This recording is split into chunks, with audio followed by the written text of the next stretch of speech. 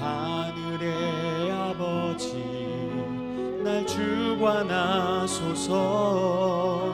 주의 길로 인도하사 자유케 하소서. 새 일을 행하사 분케 하소서. 의에 줄이고 목이 마르니 성령의 기름 부소서. 의에 줄이고 목이 마르니 내 잔을 채워 주소서.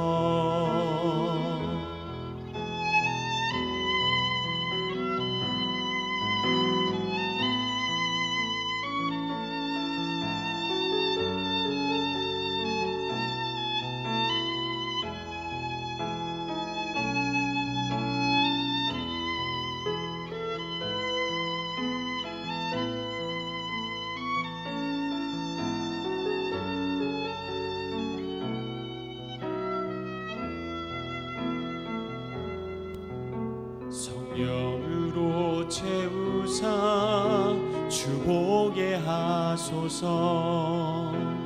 주의 임재 속에 은혜 알게 하소서. 주 뜻대로 살아가리 세상 끝날까지. 나를 빚으시고 새나 열어주소서. 의에 줄이고 목이 마르니 성령의 기름 부소서. 의에 줄이고 목이 마르니 내 잔을 채워 주소서. 의에 줄이고 목이 마르니 성령의 기름 부소서. 의에 줄이고 목이 마르니 내 잔을 채워 주소서.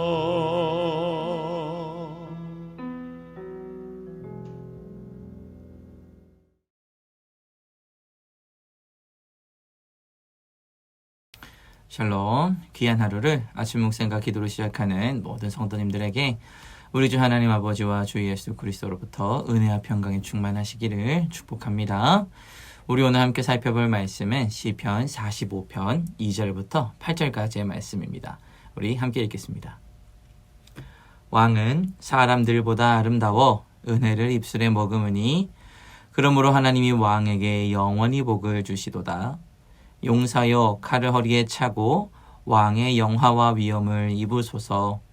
왕은 진리와 온유와 공의를 위하여 왕의 위엄을 세우시고 병거에 오르소서. 왕의 오른손이 왕에게 놀라운 일을 가르치리이다. 왕의 화살은 날카로워 왕의 원수의 염통을 뚫으니 만민이 왕의 앞에 엎드러지는도다.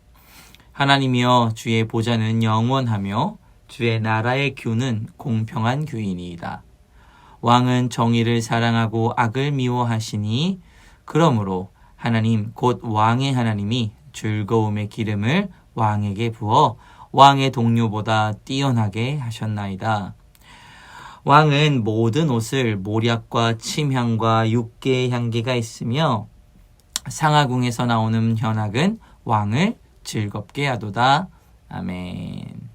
자, 오늘 우리가 읽은 이 시편 45편 2절부터 8절까지의 내용은 왕에 대한 내용입니다. 특별히 전쟁 가운데서 승리한 왕에 대한 이야기를 하고 있습니다. 우리가 보통 이 왕의 이미지를 생각할 때 일반적인 왕은 전장에 나서서 싸우지 않죠. 왜냐하면 이 왕은 사로잡히거나 죽게 되면 전쟁의 승패가 갈릴 수 있는 중요한 위치에 있는 사람이기 때문에 함부로 전장에 나서지 않습니다. 이게 병략의 상책이죠. 그리고 이게 병략의 기본 중에 기본입니다. 물론 알렉산더나 이 징기스칸 같은 사람들은 앞서서 싸움을 하기도 했다고 합니다. 자, 그런데 어쨌든 중요한 건 이 왕은 맨 앞에 서서 싸우는 사람이 아닙니다. 뒤에서 군대를 다스리고 지휘하는 사람이지 앞서서 싸우는 사람은 아니라는 겁니다. 그런데 오늘 말씀에 등장하는 이 왕의 이미지는 조금 다릅니다. 어떻게 하고 있나요? 전장에 나아가고 있습니다. 전장에 나아가서 칼을 차고 병거에 오르고 있습니다. 그리고 그가 쏘는 화살이 원수의 염통을 뚫습니다. 이렇게 왕이 전장에 나서는 경우는 흔치 않아요. 원래는 왕은 전장에 앞서서 나가서 싸우지 않습니다. 그런데 왕이 이렇게 전장에 앞에 서서 싸울 때가 있습니다. 그런 것들이 필요한 때가 있어요. 그게 언제냐면 이 병사들의 사기를 올려주기는 것이 필요할 때는 왕이 전장 앞에 나아가기도 합니다. 왕이 용맹스럽게 싸우는 모습을 보고 왕이 원수들의 염통을 뚫고 화살을 쏘면서 병사들에 의해서 열심히 싸우는 모습을 보면 병사들은 그 모습을 통해서 사기가 올라가기도 하고 또 안정감을 느끼기도 하겠죠. 이것을 위해서 이 왕이 전장에 나아가서 싸울 때가 있습니다. 그가 다스리는 백성들을 위해서 최전선에 나아가서 싸우는 것이죠. 자, 오늘 2절부터 이 8절까지의 말씀은 전장에 나아가서 물러섬 없이 싸우고 또 우리를 위해서 승리하시는 이 왕의 모습에 대해서 찬양을 하고 있습니다. 자, 우리는 이미 앞선 말씀을 통해서 이 모든 일, 그러니까 오늘 말씀에 등장하는 이 왕이 누구라는 것을 알고 있습니까? 예수 그리스도라는 사실을 알고 있습니다. 그리고 오늘 말씀을 통해서 우리를 위해서 싸우시는 예수 그리스도를 오늘 이제 우리가 바라볼 수 있게 된 겁니다. 우리 사랑하는 성도 여러분, 오늘 말씀을 통해서 우리가 주님의 군대로 또 우리를 위해서 물러섬 없이 싸우는 예수의 모습을 바라보며 우리가 주님으로부터 안정감을 느끼고 또 주님으로부터 화평을 얻는 귀한 은혜의 시간이 되시기를 주님의 이름으로 축복합니다. 자, 우리가 보통 전쟁을 하는 이유가 뭡니까? 대부분 영토의 문제 때문이죠. 그러니까 소유의 문제를 해결하기 위해서 전쟁을 합니다. 지금 우크라이나 러시아 전쟁도 이 영토의 문제, 이 땅의 문제 때문에 많은 국민들이 피 흘리고 힘들어하는 것 아니겠습니까? 이렇게 전쟁이라는 것은 본질적으로 내가 가진 것을 더 많게 하기 위한 것입니다. 자, 오늘 승리하신 우리의 왕도 어떤 목적을 가지고 전쟁으로부터 승리를 하셨어요. 그런데 오늘 본문에 등장하는 이 왕이 전쟁에 나아가는 이유와 목적이 조금 특별합니다. 우리 4절의 말씀 한번 같이 읽겠습니다. 왕은 진리와 온유와 공의를 위하여 왕의 위엄을 세우고 병거에 오르소서. 왕의 오른손이 왕에게 놀라운 일을 가르치리이다. 아멘. 자, 왕이 병거에 오른다라는 것, 이건 이제 전장에 나아가서 병사들을 지휘할 목적으로 병거에 오르고 있는 것이죠. 그런데 병거에 오르는 목적에 대해서 말씀이 뭐라고 기록하고 있습니까? 왕의 위엄을 세우려고 병거에 오르고 있다고 합니다. 그런데 이 왕이 위엄을 세우는 목적, 그러니까 이게 중요합니다. 왕이 위엄을 왜 세우려고 하는가? 왕이 위엄을 세우며 전장에 물러섬 없이 나아가는 이유가 무엇입니까? 우리 4절 말씀 전반부 한번 더 읽어볼까요? 왕은 진리와 온유와 공의를 위하여 왕의 위엄을 세우시고. 아멘. 자, 진리와 온유와 공의를 위해서 우리의 왕 되신 예수께서 전장으로 나아가고 있습니다. 보통 이 왕의 위엄이라고 하는 것은 왕의 권한을 강화하거나 통치권을 드러내는 용도로 사용이 됩니다. 나폴레옹이 자신의 권한을 강화하기 위해서 제일 먼저 택한 것이 무엇이었습니까? 전쟁이었습니다. 전쟁. 본래 왕의 권한이라는 것은 전쟁을 통한 위엄을 세우면서 왕의 권한이 강화되거든요. 그런데 오늘 말씀에 등장하는 우리의 왕 되신 예수님은 조금 다릅니다.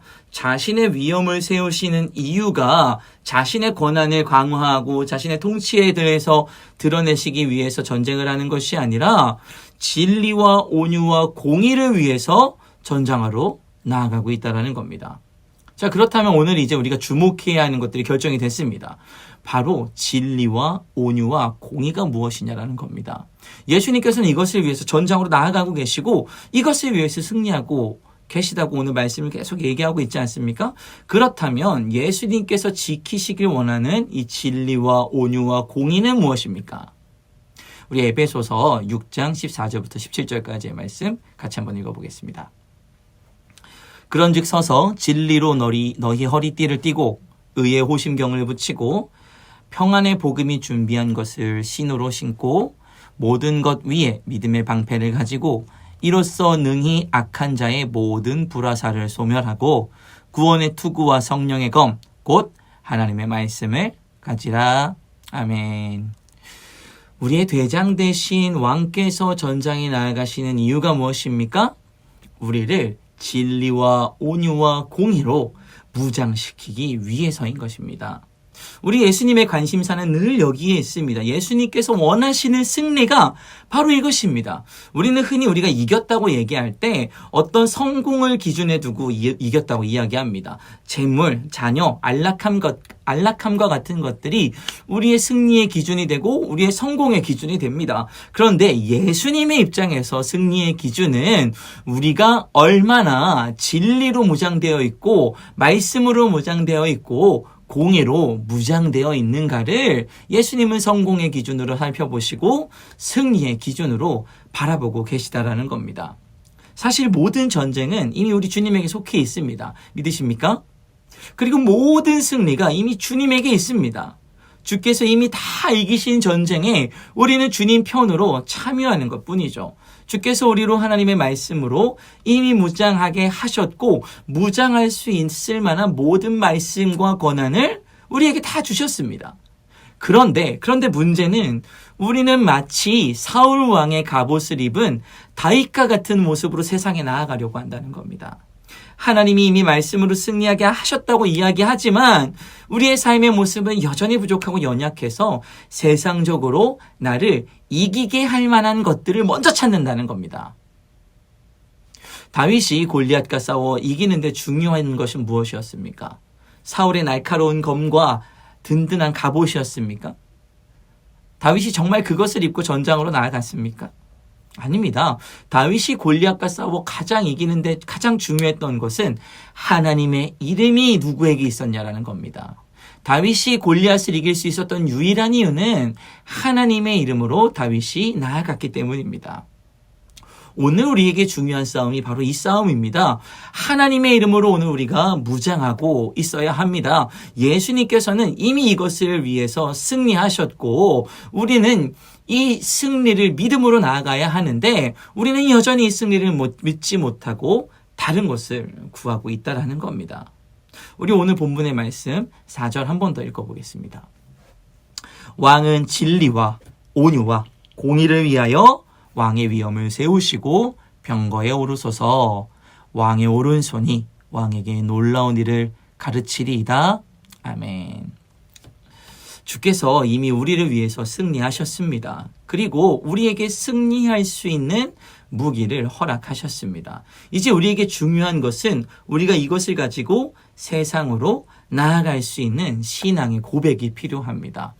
우리 예수를 나의 구주로 삼고 신랑 되신 예수를 온전히 신뢰해서 그분의 신부로 그분의 군대로 하나님의 말씀으로 잘 무장하고 어떤 전쟁 가운데에서도 승리하신 예수님의 자리에 서서 하나님의 이름과 함께 싸우는 주님의 거룩한 그리스도인들이 되기를, 예수의 거룩한 신부들이 되시기를 주님의 이름으로 축복합니다. 우리 함께 기도하겠습니다. 주님 감사합니다. 오늘도 우리로 승리하게 하시고 오늘도 주의 말씀으로 우리를 승리하게 하실 줄로 믿습니다. 주님, 우리는 주님께서 승리하신 일을 이미 알고 기억하고 있지만 하나님의 승리를 신뢰하지 못할 때가 참 많습니다. 하나님의 말씀을 신뢰하기보다는 사울 왕의 칼과 방패와 무기를 먼저 의지했던 우리의 연약함을 이 시간 주님 앞에 회개하고 고백하고 돌이키오니 주님 우리를 이 시간 용서하시고 다시 주의 말씀으로 우리를 거룩하게 무장시켜 주시옵소서. 이 말씀으로 주께서 승리하신 그 전쟁터에 우리도 승리를 선포하는 주님의 멋진 군대로 우리 한 사람 한 사람을 세워주시옵소서. 감사드리며 예수님의 이름으로 기도합니다. 아멘. 우리 오늘 함께 기도할 도구기도 제목은 장애인 존귀교회를 위해서 같이 기도하겠습니다. 먼저 우리 장애인 존귀교회와 지역사회 장애인들을 위해서 기도하실 때 우리 교회가 장애인 존귀교회를 통해 지역사회 장애인들을 지속적으로 잘 섬길 수 있게 기도해 주시고 또 사회적으로 소외된 장애인들이 장애인 존귀교회 모임을 통해서 그리스도의 사랑을 풍성히 누리고 장애인들이 예수 그리스도의 복음을 통해서 온전한 자아와 정체성을 회복하도록 우리가 같이 기도하겠습니다. 그리고 장애인 존귀교회가 여러 가지 형편으로 인하여 어려움을 겪지 않도록 같이 도구하며 나아가겠습니다. 우리 두 번째로 장애인 존귀교회 스텝진을 위해서 기도하실 때 장애인 존귀교회를 섬기고 있는 우리 김현수 장로님을 비롯한 모든 스텝들이 날마다 하나님의 말씀으로 새롭게 되고 예수 그리스도의 사랑으로 장애인 지체들을 잘 섬기며 또 장애인 존귀교회가 물질적으로 어려움이 없게 하시고 많은 동역자들의 헌신으로 아름답게 세워져 갈 수 있도록 같이 기도하길 원합니다. 우리 마지막으로 교회를 위해 기도하실 때 육신의 질병으로 치료 중에 있는 식구들과 생활에 어려움을 겪고 있는 식구들과 군 복무 중인 형제들과 타 지역에서 머물고 있는 교회 식구들과 학업 중에 있는 청년들을 위해 기도하시고 각자 기도 제목 가지고 함께 기도하도록 하겠습니다. 우리 같이 기도하겠습니다.